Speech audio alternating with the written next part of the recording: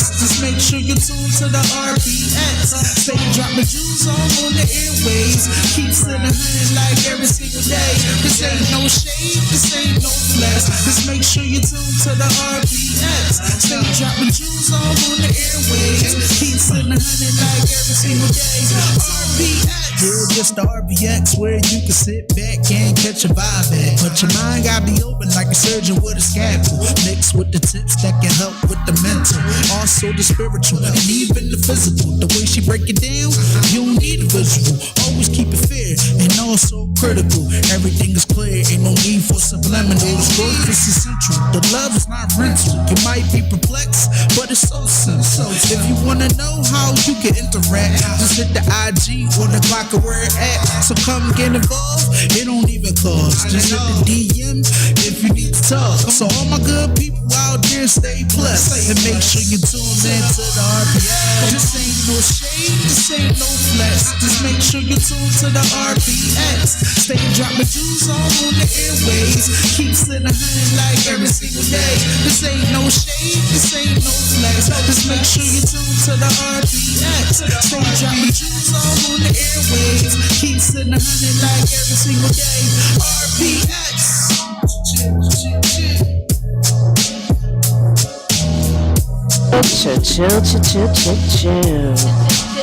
Woo! We getting ourselves together here, man.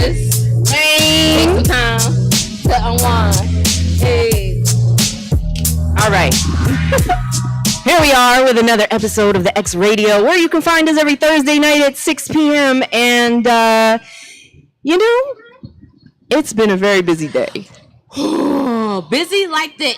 Yo, I feel like for some reason, every time we talk about an element, we happen to bring the wind with us. Go ahead. Yeah, I was thinking of you this morning when it was pouring rain. I said the energy is crazy.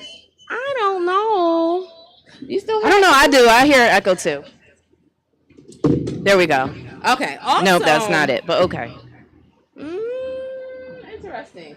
Okay, so going back to what I was saying, we're finally on the third element, and this air, and it's been a little airy today. What do you think about that? Okay, let's fix this echo. It's your phone. It's my phone. Hello. Yep. Hey, hello. Hey, hello. Actually, that sounds pretty good.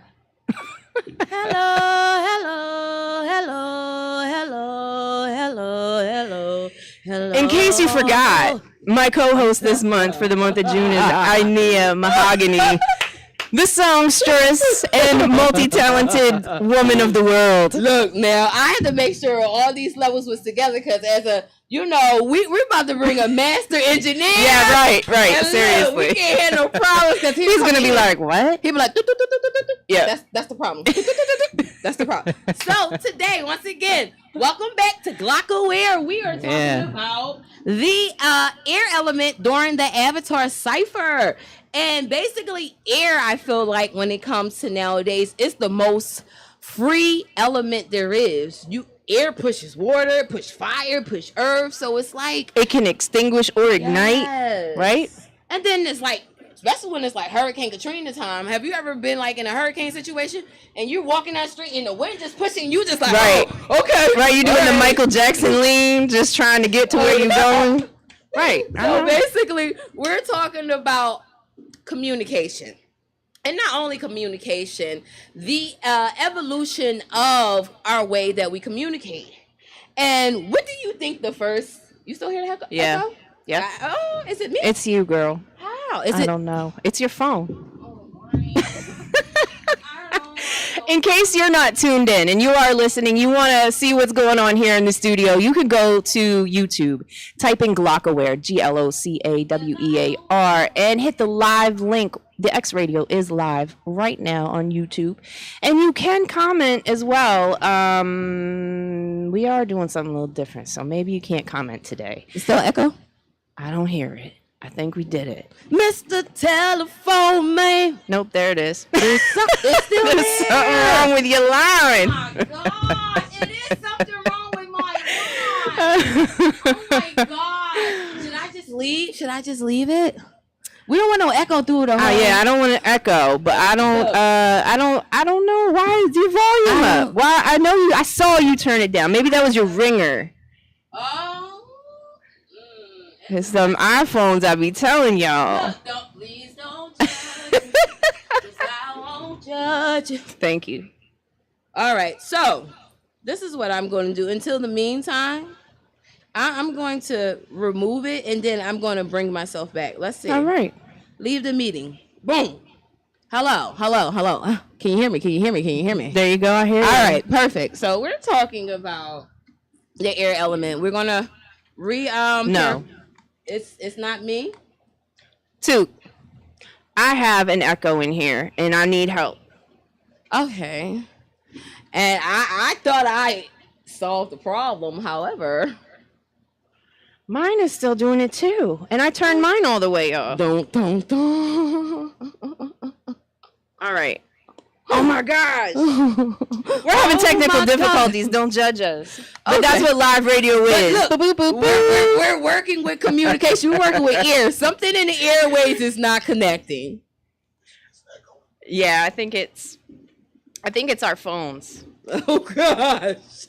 But the thing is, we turned everything down. We muted the volumes. We muted the. You don't hear an echo? All right. Well, if y'all don't hear an echo, we're just gonna continue on. Okay, we're gonna flow like water. So we're gonna move like air. Oh, but air. Have you ever seen a bag, a piece of trash just flying around? Mm-hmm. It looks magic, right? That's what we're doing right here. Magic. Best believe. So I took the time out because I'm part geek. I took the time out to look up the definitions of air. And air is an invisible gas substance that is surrounding Earth mixture of oxygen and nitrogen. But also, communication is impairing or exchanging of information and news. So we're just basically talking about the evolution of air, which is our communication. And the first time, I think when they first started, probably with medieval, where they were probably attaching notes to the birds. Fly to another kingdom. They would snatch that up and be like, they were the little messengers, right? So then from there, it was Morse code, the SOS business. Right. I need somebody. Then we had telephone operator. Can you connect me to the Wilson's household? Right. There's something wrong with. Or they be like, baby, I've been trying to call you. Oh, Lenny. So we're basically saying, I love you. So we're basically looking at all of the ways that our communication has affected society or evolved. Right. So I would say one thing that I realized when I was growing up with, did you have an e-machine or you had to dial up and you had to make the choice of either using the phone or the computer? Oh yeah, yeah, I did that. Yeah. You've got mail, right? I did that. Yeah, and my mom used to be pissed off at me because she's like, "I want to make a phone call. Yeah. You've been on that thing forever." But then my dad would be like, "Hey, get off the e-machine," because we had an e-machine. I don't think so. It was a gateway, but I think e-machine might have been a part of gateway. I don't know that term. Oh, that was the type of computer we had. Okay, so, got you. But I guess my dad wrapped it up in a gateway box. Was like, surprise! So yeah. So we went through so. It was a back of truck special, if you know what I mean. Okay. We went through so much different evolutions of our way that we talk, even with our phones. Yeah. Like, I remember my first phone I got. It was a Boost Mobile phone, like a Nextel. Next. I had the little like, where you at? You at a chirp. Yeah. I had the candy bar Nokia where you could change the color faceplate. Yep. That was matter of fact, the color was kind of like this weird color. It's like one of But those. I was the type of person like, look, I just put $20 with my Boost Up card on there. My minutes are not free until and it's literally for every text. Yeah, but let's take it back even further though, right? Like my parents worked for the telephone company. Oh, really? So I mean, they had they actually had as working linemen, they would have this box. It was this heavy box that had a phone, and you literally plugged it into like the lines that you see outside, and they could call places and things and test the lines. So then, of course, you know, you're not that old, so they had the big rotary dial phones with the heavy ass receiver. Yeah. You gotta. Wow. My grandmom had those. We had those, and there was something sad. First of all, the receiver hurt if you hit it anywhere on your body. It just hurt. Like, it was a bad joint. You didn't want to, you know, put that up to your head too quick.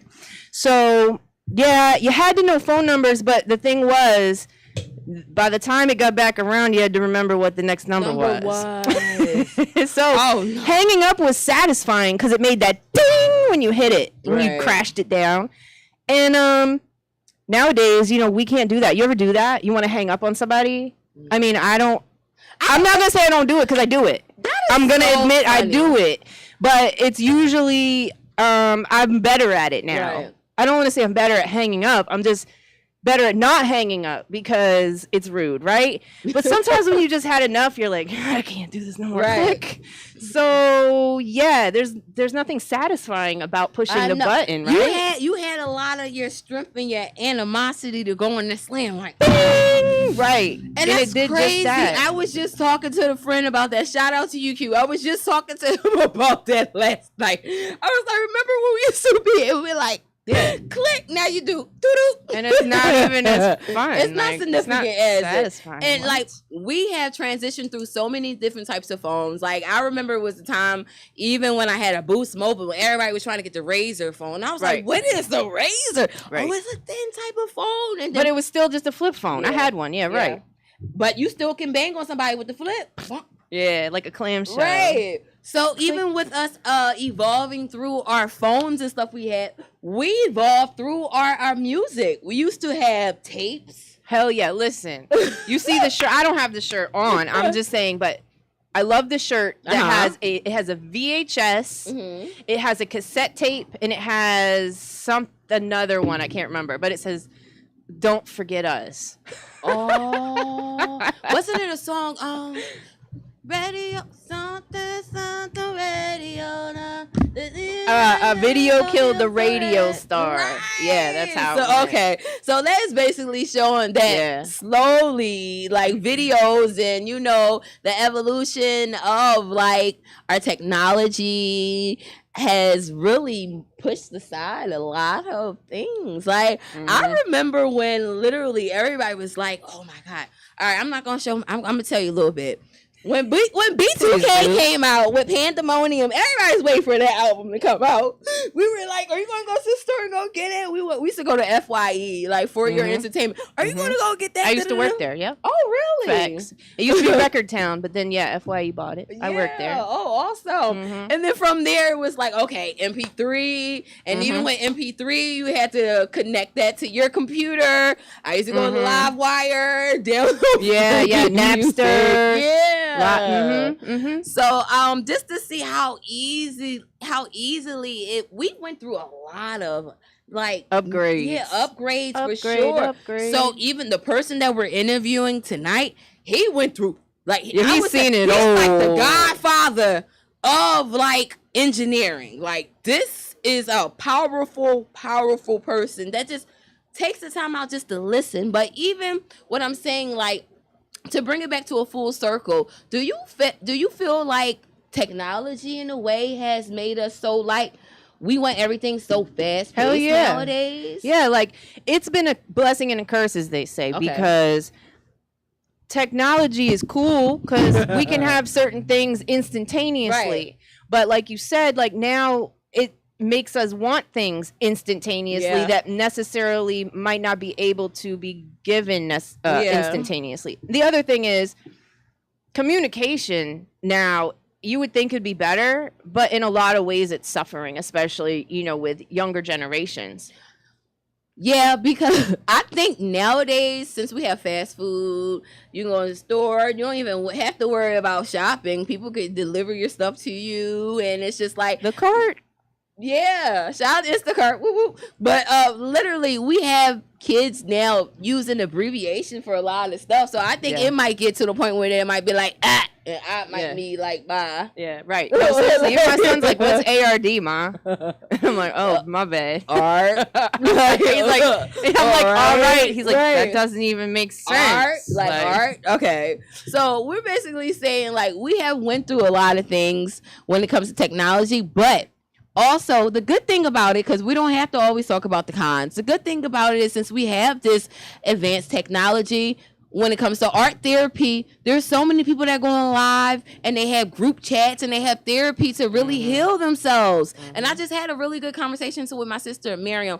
Happy birthday to you. Her birthday was yesterday. And happy birthday to Kwa Mira, my niece. And her birthday is the same as Tupac. And Tupac's birthday is today. So basically, like... Today's Big Noses B-Day as well. So shout out, bro. So basically, a lot of people can get on there and they can, like, connect or interconnect with certain people based on certain similarities and stuff like that. And I feel like, when I was growing up, there wasn't a lot of people that you can like talk to all over the world. You had your immediate surrounding, and I grew up in the suburbs, Philly, till 6th grade, and then afterwards I moved to Delaware. So it's like we had our little cul-de-sac of, our little gang, and that's what we had. And when it was time to study or research things, it's either if you didn't have the ability to get on the internet, you better go to the library and get some books, read some books. So it's basically saying like the evolution of technology is cool, it's good, but when will it come to a point where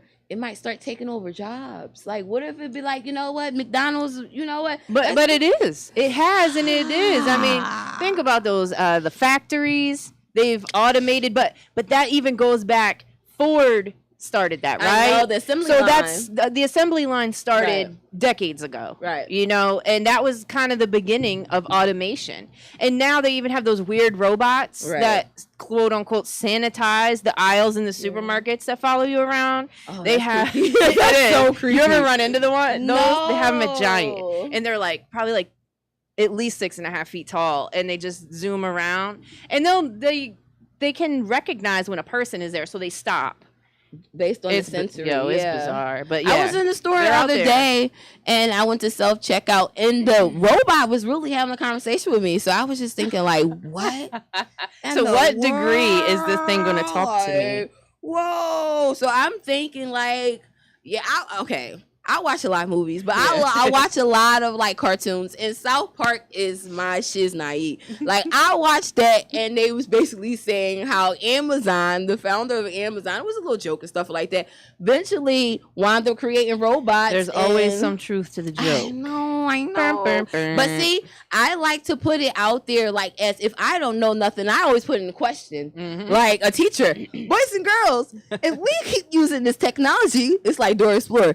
Do you see the robot in the back? Can you point to the robot? Can you see the robot taking over somebody's job? So it's like, it's pros and cons, but I would love to see, as a singer, as a songwriter, I would love to see what kind of technology will come about when it comes to recording and make it a little bit more easier for the producer as well as the person that's mixing it. Because when I first started doing music in New York, I was working with a producer named E52 Beats. Shout out to you. And he works with DJ Kid Capri. So that's how I got my connection in Harlem. And from there, I realized, oh my God, you got to pay for producing, you gotta pay for mixing and you gotta pay for mastering. And I'm like, the mastering is what?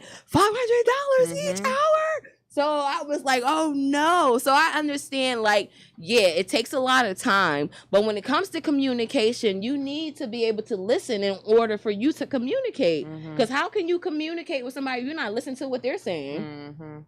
It's not a conversation. You're just talking at the person, not to the person. You're talking at the person, and it might just be random thoughts that you say. I'm sorry, it's an ear sign, and I have a lot of friends that are ear signs, and I could be having a whole conversation, and they'll cut me off with a random thought, and I just be like, Well, okay, I guess you had to get that out. Like, it's nothing wrong with it, but okay, cool. But it's just to show, like, even when it's like a person, like air element can also describe somebody's personality, or that person's airy, they're light, you know. And a lot of our ancestors, or a lot of like the Egyptians, they also associated certain like birds with their head, and they're not looking at it like, oh, I want to be a bird, but a bird is able to fly up and control that air element and be able to look out over everything. And I think a lot of people start to get that, like, oh, they were worshiping. No, eagle, I fly like an eagle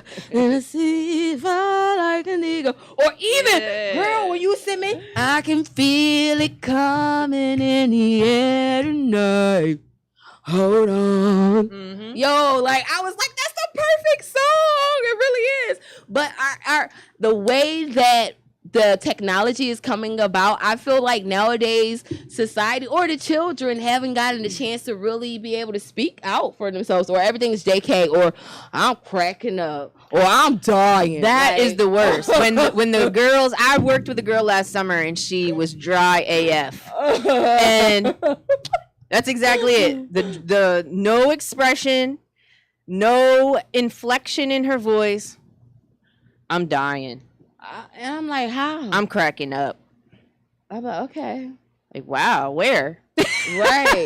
Because I can't tell. Right. I can't tell. I can't see it. And see, this is the thing about air. A lot of air signs, they're quick thinking, they're witty. They're able to process things a lot fast. Like, than other people. Some people might have to wait for the download to actually process, like a computer and stuff like that. But that's to each his own. But when we're talking about the air element, we're also talking about like the original computer. It was like, I remember being in high school, and I took a computer class, and it was Miss Jones. That was my teacher. So every time she would come in, we were like, me and Mrs. Jones. Mrs. Jones. Yeah. Okay. And literally, I know that probably you couldn't help it. I know.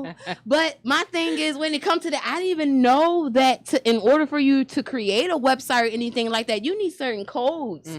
Like the way we communicate, technology don't communicate. It's not beep boop bop bop. It's all zeros and ones. Zeros and ones, baby. Zeros and ones. Ones and zeros. 0 So it's just basically like there's so many different ways that we communicate, and I think a lot of us get confused on, or they're ignorant to how other people communicate. Okay, the generation here, they're so fast-paced. Cool. I'm an 88 baby, so I got the best of both worlds. So I can be able to communicate, but at the same time, I could jump down to like the kids level. But after a while, I'm like, I can't keep doing all this abbreviation. I really need to talk this out. So it's like, how do you find that center or that neutral place to stay? Because it's like sometimes when I'm talking to the elders, and the elders are just like, they got their way or their custom of doing things, and then you got the teenagers just like, hey.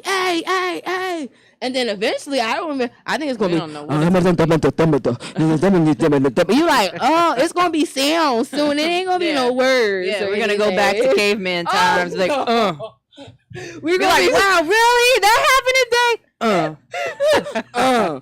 We're going to be carving out pictures and stuff again. Like, oh, no. So it's just like, we have to find that middle ground. And it's like, I'm not judging, because through the evolution of communication and the technology and stuff like that, we must be aware that everybody's not going to be the same, and every generation is not going to be the same. It's always going to have a piece of the original, but it's going to formulate something else that's greater. So I think you know, the folks in their late 30s all the way to probably like maybe 50 have a good mix of both. But then you start, you know, on either side of that, higher and lower, I think that's where it starts to change drastically, because we're kind of in the middle where, you know, the liaison. Right. Both, right. So what is it going to be? That was like, this is kind of sidetracked, but it's kind of on point. Okay. Follow me. Okay. Follow me. So back in the day, you know, were you listening to the oldie station back in the day, and you wondered, hey, when I'm older, what are the oldies going to be? Well, you want to know, my oldies is, baby, there's no need to tell you or baby, baby, baby, baby, baby, like, or Destiny's Child or Ashanti. That's old school. But that's not oldies. Hi, we have James P. Nicholas in the building with the blue airy those. They're fun. Testing. Can you hear? Can you hear me? Are you muted? You might be muted. Uh-oh. We're going to get it together. It's ear. So understand, ear is an invisible element. But once we get it together, you will know. Right. Facts. Nope. Technical difficulties. We got it. We got it. But it's good to see that everybody is... We're here. We're here. We're present. We are ear. But yeah, no, oldies. And I mean, I'm sure this lovely young man here will oldies. Yeah. But, you know, for me, I go back a little further than that. Oh, if this world is mine. Even older. I would say even like we doing the mashed potato and we doing, listen, I grew up, my father was old. I don't want to put that on. He was older. Okay. So, you know, I came up listening to Nat King Cole. Okay. Joni James, Dean Martin, those types of things. Okay. And they're classics, man. I mean, I was listening to Aretha Franklin. Don't trouble the waters. Leave him alone. Why don't you let him be? Still waters run deep. There we go, hey, sir. Da-da-da-da. Welcome. You hear me? You got me? Yes. Loud and clear. Hey, what's going on? So, yeah, hi. Hi. I have You're all to. smooth with it. Yes. I'm going to let you introduce our guest It's here. like the quiet storm. Right. You got that. It's all quiet storm.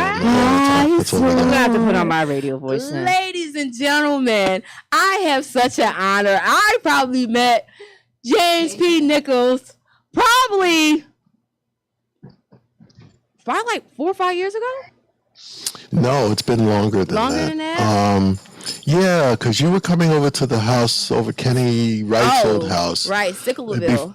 While he was working with, way before Wiz, he was doing a bunch of other stuff. So yeah, when he was doing the early Philly stuff.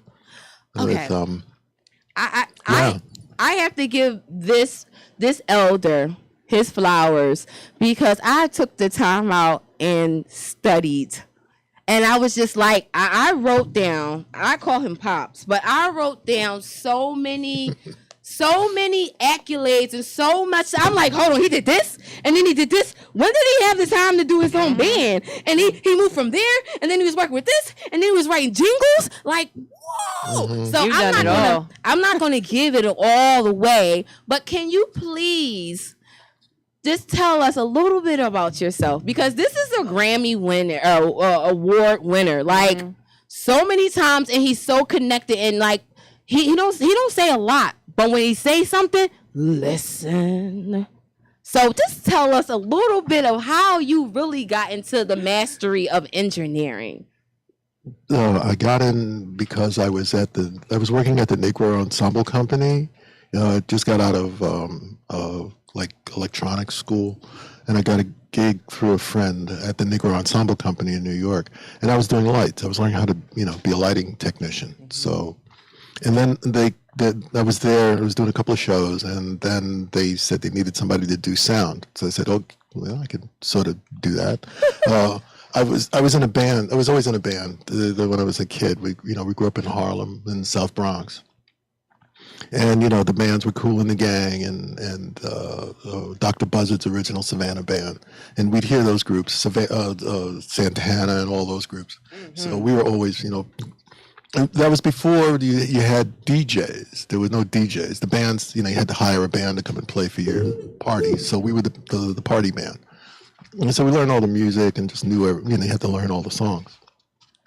You get the record, sit down, learn the song, go and hopefully have it together, go play it well enough to get paid. So it was a Monday, Tuesday, Wednesday thing, Friday, Saturday night thing. We actually did the performances. And we did that, me and my friends, we grew up together. So it was like from the age of 8 or 9 till 18. Am I hearing this right? You said you started your band when you were 8 or 9? 8 or 9, yeah. Who was the oldest in the band? Me. I was the oldest in the band. It was great. Were you getting paid at 8 or 9 like the Jacksons? Yeah, no. Again, because we were coming up, the Jacksons and the Stair Steps and all of those were like they were, way beyond where we were. So we were a cover band. So we covered their music. We didn't have any original songs. Yeah, but you were getting paid at 8. Yeah. Going out at clubs at night. Hell yeah. Yeah, hanging out at the clubs and the Raspberry Freeze, and I can tell some other stories, but that's a whole other. Sweet, we'll have a whole nother show on that. That's a whole other story.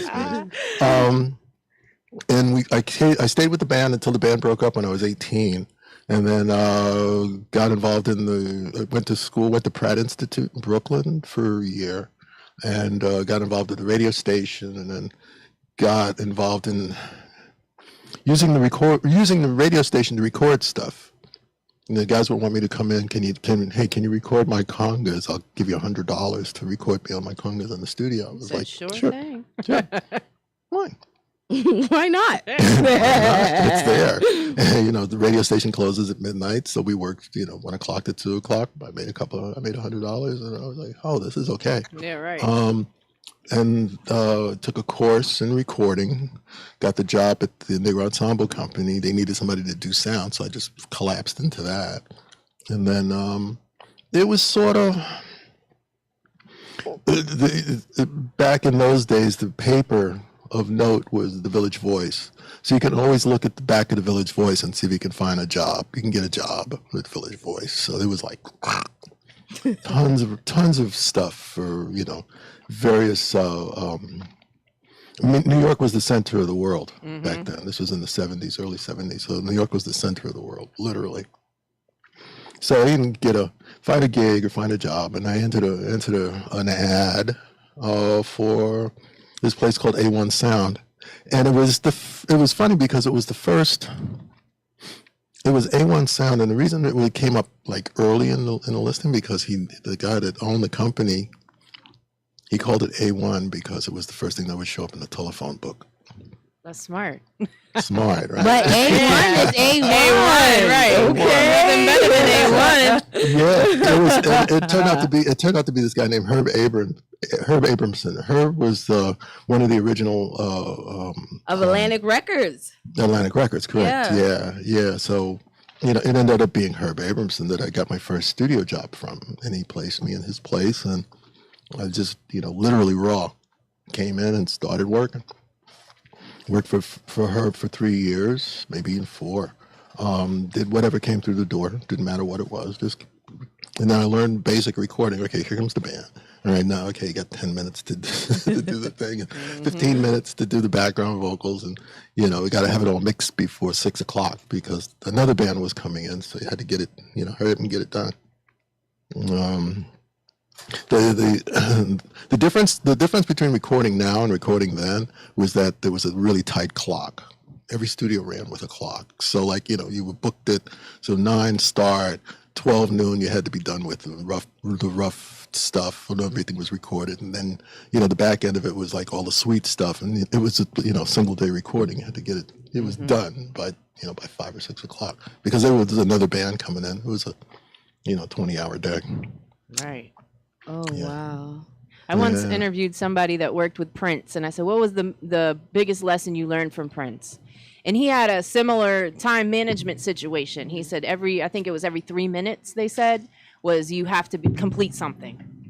Oh, wow. I know, Yeah, right? Very strict. Yeah. The thing is, these guys that are very prolific, you gotta give them the space that they need to create, but the creation is really, really fast. So multi-instrumentalists will sit down, they'll play 6 instruments, in the space of a half hour, Right. and it's only a 3-minute song. So they've played everything by the time they finish. And then you have to hopefully you recorded it well enough that you don't have to sit there and mix for 6 hours. I've seen guys, they mix it for 2 weeks. It's like, we were done by the end of the day. It was like. How do you feel about that? How do you feel about the skills and qualities that you hold as this engineer with this talent to some of the people nowadays, like you said, they take quite a while. And is it as good? Is it better quality? I mean, no. If you listen to the records, I mean, like you listen to the cats. I mean, like stuff that's current. I won't be that guy, but I want to say that back in the day, you had a limited amount of tracks and you had a limited amount of time. Yeah. So if it was an 8-track machine, you only had 8 tracks to put all your stuff down. Mm-hmm. So like the orchestra was recorded within those 8 tracks. The background vocals were recorded within those 8 tracks, like 1, 2, 3, 4, 5, 6, 7, 8. So 1 had the drums and the bass, and 2 had the background vocals, and 3, So you had to lay it out. You had to pre-design what it was going to sound like because you built it into the multi-track. Now they point and click, right? Delete, add. Dude. Oops, let's do another one. No,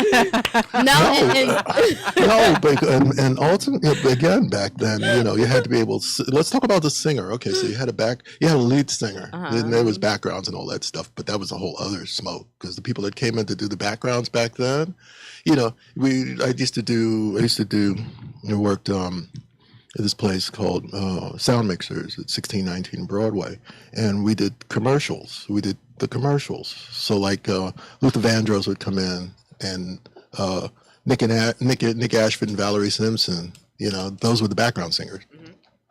And let me point out that James was doing the jingles for Burger King and Volkswagen, and at nighttime they were making dance tracks. So let's keep that in mind, okay? Yeah, these guys. Well, come on, he said 70s in New York, so of course that was. No, I just had to pull out just the commercial jingles that you might hear or they might revamp. That might have been something that he did prior. That's all I'm saying. The Burger King stuff, the that's McDonald's, the Volkswagen spots, but they would come in and they were like, they were 30-second spots. So maybe they do 3 30-second things that were completely different. Mm-hmm. But these bands would come in, they play the backing, the background vocals would come in and they do their background 3-track, 3 voice backgrounds, 3 minutes on a 1 minute spot, and then the lead vocal would come in. You get a Luther to come in and he do whatever he was going to do on top of it, package it and send it out because it had to be copied. Literally, it was copied from a piece of tape to another piece of tape to other pieces of tape that were sent around the world. So there's no electronic delivery like there was now. Everything was literally a piece of tape. And did you find it challenging transitioning from like the tapes to the compact disc? Yes. How so? Yes, I did. It was I was working at RCA Records. I was a master. Ultimately ended up as a master engineer at RCA, which means I could do anything. I'd walk in the door and whatever I was assigned to do.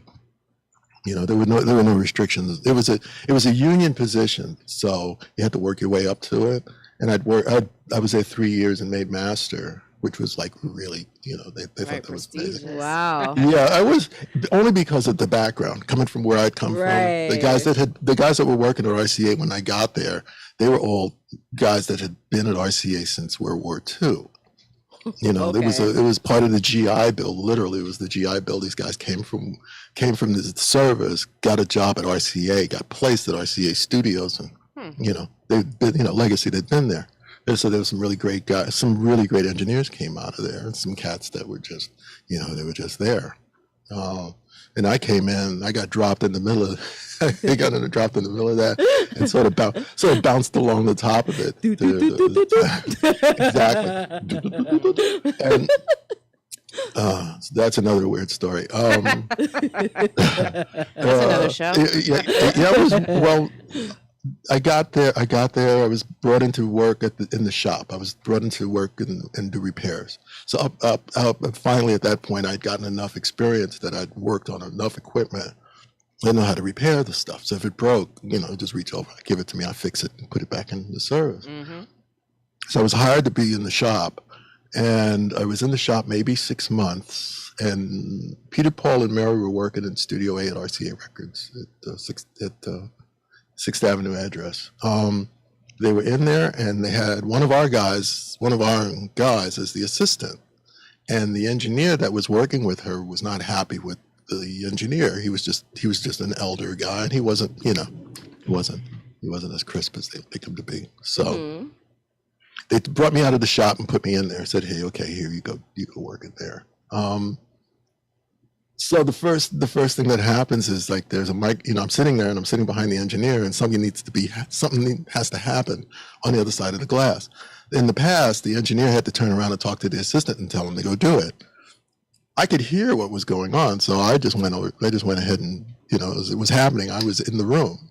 As they were saying, the door was closed, and I was in there doing it and came back. Right. And they were like, yeah, but doing jingles, there was no time. Right. Everything had to be done by noon, and it was always 10:30. So it was, you had to get it done. So it was always 10:30. Always 10:30, and it's always noon, and that piece of time is going away very quickly. There's no time to play, Right. And I got Luther's singing, and I got to move the microphone. So I'm going to wait until somebody tell me to move the microphone to make it right. It's like, just do it, and I brought that work ethic to my job at RCA, and that just it was just normal for me. They were stunned.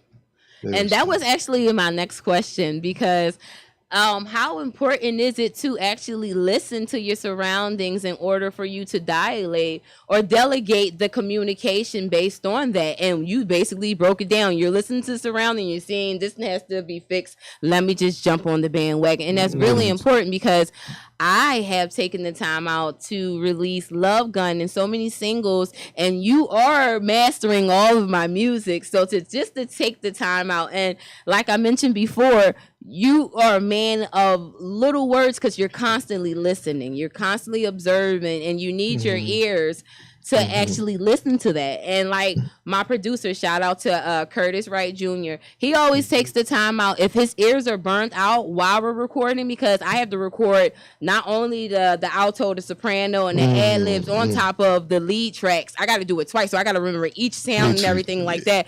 And exactly. if his ears are burnt out, my ears are burnt out, he'd be like, take a break. Yeah, take a break. Take a break, because you can't hear. It's not going to come out really right. Can't. No. And that's the thing too. Yeah, but I was very, what burned me. The question, ultimately the question was, how did I transition from tape to digital? And what burned me out was the cocaine influence in the recording business. You or others? Yeah. Well, you take it how you want. I would have to say no. I was influenced. Yes, I was influenced. Yes, it did have a physical effect on me. Yeah. But then I watched really, really talented guys go to the wayside. Yeah, I've heard that before, absolutely. And But especially during the times, you came up really progressing into the business. The 70s was wild in New York. So the 70s, the 80s were wild. The music business was wild. So, use your imagination. I'm sorry. We went from, the good grounded R&B and jazz and all the stuff that was happening, the cats that were doing Steely Dan and all that stuff. We were sort of I ended up following behind that group of guys. The music was really solid and really wonderful and really built, and, you can make it so that you can craft what you wanted with the tools. And then this other thing came along. It was disco, and disco was Studio interesting. 54. I kind of wish I was alive during that time. I heard it was wild. We could have had a good time. Right. Good time. Yeah, I know. No one's of the bunch. Very few people survived. Yeah, that right. project. It was hard. It was between. The guys were spending twice as much on the drugs as they were on the recording budget. Your drug budget was twice the recording budget. Are you hearing what I'm saying? They were spending so much money. But it would definitely take a toll on the voice too, the vocals and your memory and communicate. Huh? Did you hear that? You be like, skitsing, they're all skitsing. You spend literally, man. You spend hours doing the work, and then you come back the next day, and it sounds like crap. But you know what? It's the same too. I'm sure I don't know, but listen, you know, you ever worked with somebody in the studio and some people can handle it, some people can't handle it, and a lot of times the people that think they can handle it can't handle it. So like he just said, you know, you come in, you spend more time fooling around, waiting for them to get ready. Right. They're never really ready. In their head, they're a superstar, and then like you said, you come back, you listen to it, you're like, this is shit. This is bad. I could have, again, because of the experience of being able to come in and have the experience of being able to knock it out within, you know, you do 3 10-second, 20-second, a 30-second, maybe a 60-second spot. You know, you knock it out within 5 hours, and then it's going to hit the world. And by the next day, you're listening to your Coca-Cola commercial, you know, traveling the world, you know. Back then, it's stuff, there was no time, no fooling around, there's none of that. And then this other thing started happening, and then my transition to, my transition to digital was such that I knew that there were better analog systems because of my experience at RCA. We experimented with everything as it was being built. They'd bring it to us to play with, and I knew that there were better analog systems and better digital systems. Then they ended up with the CD as the delivery medium, and it was like, it wasn't great quality. It wasn't the biggest storage medium. It wasn't the best of the bunch, but it's the one that won. So I sort of dropped out. It was like 2001, 2002, 2003. Yeah, and then I dropped out. I went off with my partner Memnahad, and we went to Holland, and you know, I drove a car and just stayed away for a bit. And then I came back to New York about 3 years later. I sort of re-emerged and got a gig with Dolby Laboratories doing film sound, you know, specifically sound for film, approving pictures. Like you go to the movie, you go to the film, there's the final mix, sit through the final mix, have them run it through our system. They had a thing called a DMU, Dolby Mastering Unit, and it needed to pass a set of parameters in order to make it to film. So my job was just to be the mastering guy, and I did that for 5 years, and it was good. It was good. It was a good gig. I think I would like to put out here that James not only mastered film, but one of his big films that came out in 1992 was Malcolm X, the Spike Lee joint. Shout out to that. So it's very ironic because that was my first song placement was a Spike Lee joint. So it's just like, how ironic is that we're sitting here with somebody so great, somebody that is I'm not sure if you remember him at the Philly Hip Hop Music Awards, but anytime I was performing, he was right behind the sound booth, like, make sure this is right. Put a little bit more reverb on this. Switch this up. I'm hearing a little bit of something. So he is really like the engineer whisperer. He'll hear, that's not right. So it's just like, he's been in the game for some years. So it's just like, I'm not going to interrupt you anymore. I just had to put that out there because I have the notes, and I was like, I had to mention this, the Spike Lee joint. There's quite a few. I looked at the discography, and there's quite a few familiar movies folks would be familiar with. Yeah. Absolutely. So, you know. Yeah, there's Clockers, Crooklyn. Did you do my Juice? favorite movie. I did Juice. Yeah. I did Juice. I was the assistant engineer, and She's Gotta Have It. That's how I got Malcolm X. Yo, that's so cool. Yeah, it is. Yeah. It's way cool. It was that whole Spike Lee thing was fun. And he is interesting to work with in that there's no playing with Spike. You know, he goes in, he's very focused on what he's doing. At the time he was working, he'd be finishing a film, starting a film, and he'd be in the middle of a film. Wow. You know what I'm saying? It was like, if you're seeing a Spike Lee movie, there was one that came immediately before, and there's one coming right behind the one you're sitting there watching. It's never done. He's never done. Amazing work. So what made you come up with the JP Nicholson? That was your Yeah, you have some aliases. Yeah, you do have some aliases when you were working at the Electric Lady studio. Yeah. I was a single black man working in the village, and I was working with the Clash. I was the assistant engineer, and did some engineering. Played on a couple of songs with the Clash at the Electric Lady. They came in. They were there for 3 weeks, and we just hung out and played music. Literally, like hung out and played just played music. And then at night went out and hung out, and tried to make sure that they didn't fall into the pitfalls of Literally lower Manhattan. Hell, yeah. It was fun. Okay. It was fun.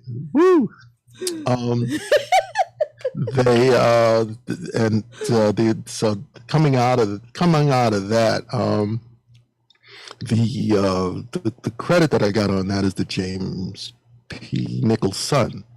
So I was thinking that at the time I was having tax problems, so I couldn't put my name on it, but I wanted to. he had to reference. be creative. Right. Yeah, to be creative. So I was thinking of the child that I was going to have in the future. So okay, I'll place it like that. I wasn't going to use it. There you go. The problem is that trying to go back and claim those rights to the playing and the music and the engineering credit is hard, because now I gotta know I am that James Peter Nicholson, and that is truly me. And you had to prove that? Oh yeah, to get the. How did you prove it? I mean, obviously that's not your name, right? On any documents, you just made that up.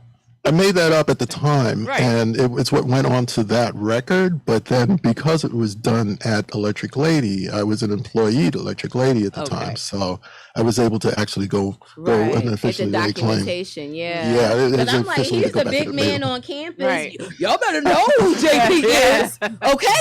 Right. Okay. Yeah, the Nichols son. Yeah, I was funny. I was thinking of the son I eventually would have. His name is Christopher Kumar Stephen Nichols. He's 250 pounds. He just got his new bike. He's riding this huge ass.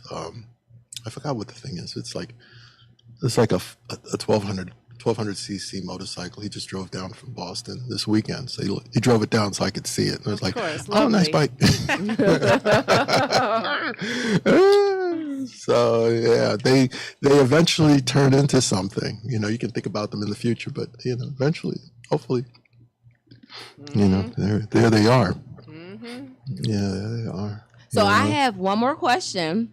Okay. If you could go back to any other recording equipment that you enjoyed so much, what would it be and why? I truly enjoyed. It's going to get really techie dweeby, but it would be Ampex 456 tape on 2-inch, the 2-inch version, using Dolby SR as the noise reduction system, only because it gave you could run it at 15 IPS at slow speed, which means you got 33 minutes of recording on a roll of tape, and it sounded really good, and it was inexpensive. Tape was $100 a reel back then. So yeah, for 33 minutes you can have you guys play. So for jazz musicians, it was great. You didn't have to stop them. Mm-hmm. They're not going to have a 33-minute song. They'll probably have a 20-minute song. Right. So, they're going to jam and flow. Yeah, exactly. And it was great because it had a tonal. Because of how you had to set up the machine, the tonal structure was built into this thing. So once you hit it with a proper signal, it gave it back in a way that was very pleasing. So. Mm-hmm. Yeah, digital doesn't do that. Okay, we have to fake it. We have to totally fake it. Yeah. And unfortunately, that's the beast. So yeah, 456, 15 IPS on a nice Studer, 250 nanowebers per meter. Check that out. Yeah, he did get real No, geeky. no. Thank you. That's awesome. Yeah, there's folks out here that know exactly what you're talking about. Yeah, there's three guys. Some guys like they're doing it at 320. I like 250. It was fine, especially for jazz. It gave the bass a nice broad sound. And how you laid your sound onto your tape determines your style and your structure. And then Ampex screwed it up because the formulation of the tape, unfortunately, it became problematical over time, because if you stored the tape, the magnetic properties, the magnetic surface would leach off of the backing. It would like decompose. No, decomposing would have been fine. That would have been better. That would have been better, because like the wood was going to flake. If it was flaking, that was fine. But what it was doing, it was oozing. The glue that was holding the magnetic structure to the backing, the plastic backing, or the acetate backing, was coming apart. The glue itself was coming alive. So like it was losing it became glue, and then it became blech. So if you tried to run the tape machine without baking your tape, you had to bake the tape before you could play them. Ultimately, if you didn't bake it, that ooze would come off on the tape heads, so that the tape machine all of a sudden would go and literally stop, because it's all built up and it was a mess. Wow. Yeah. I only remember like when my mom used to she had Monica's tape run like front part and the second part, and if you played it too much, all of the tape would come out of it, and she's exactly. Yeah. Tape in its day was the way to go, but they just messed up the formulation and how they were going to take the magnetic particles and adhere it to the backing. There was always an issue. At BASF and a couple of the others, Scotch, they had the problem of the flaking, and Ampex had the problem of the stickies. It was bad. So what the fix was to actually, you get your tapes, you pull them up, you check the date on them, see if they were within the window of stickiness, and what you would do is bake them, put them in a convectionary oven and bake them overnight. You literally put them in the oven? No, literally put them in a convectionary oven. I didn't even know. I did not even know. Nice.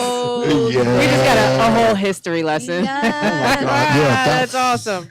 That was quite honestly, that was the back end of the gig when I worked at RCA. The back end of the gig was to go into the vault.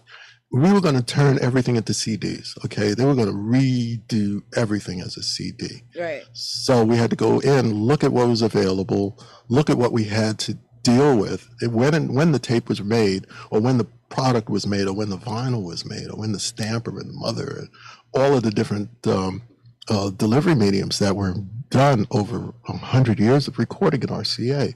We had to go back in and figure out how we were going to play it, because then we had to put it over to digital.